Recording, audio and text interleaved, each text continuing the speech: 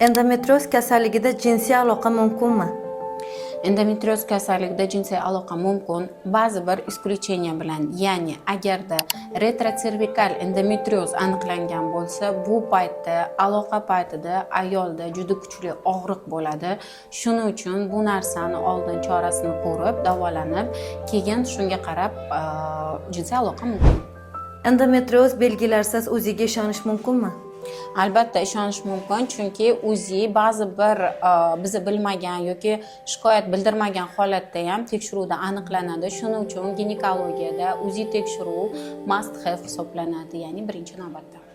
Tabiiy usul bilan saqlansa homilador bo'lib qolish mumkinmi?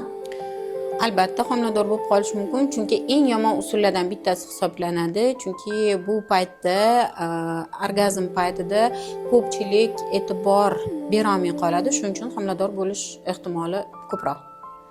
Tuxumdon kistasini davolamasdan shunchaki yashash mumkinmi?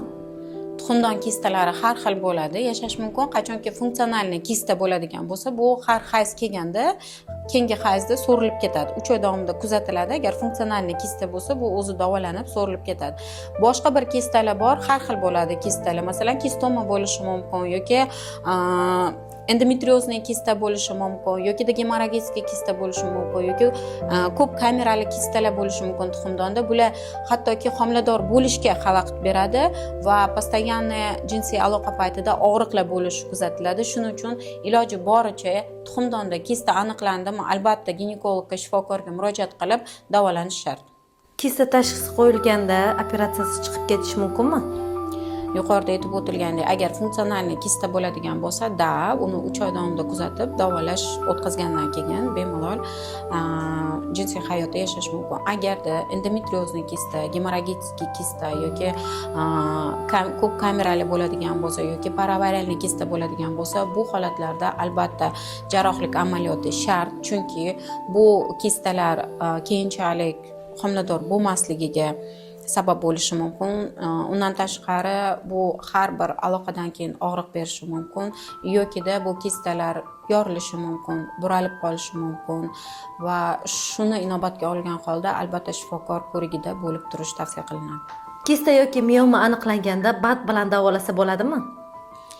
Kista yoki mioma aniqlanganda uni turi, darajasi joylashgan joyiga qaraladi, lekin hech qachon BATlar bilan davolab bo'lmaydi, chunki kistalar ham, miomalar ham bu gormonal o'zgarishlar natijasida kelib chiqqan kasallik hisoblanadi. Kasallikni albatta dori bilan davolanadi. Agar qo'shimcha qanaqadir o'zgarishlar bo'ladigan bo'lsa, unda agar berish mumkin bo'lsa, albatta BATlar qo'shiladi, lekin asosan kista, miomada bu dori vositalari orqali davolanadi. Shifokor ko'rigiga kelganda g'alati savollar bersa bo'ladimi? Shifokor ko'rigiga kelgandan keyin har xil savol berish mumkin, g'alati savol ham berish mumkin, g'alati emas bo'lgan savol ham berish mumkin. O'zini qiziqtirgan har bitta narsaga shifokor ko'rigiga kelganda albatta javob oladi.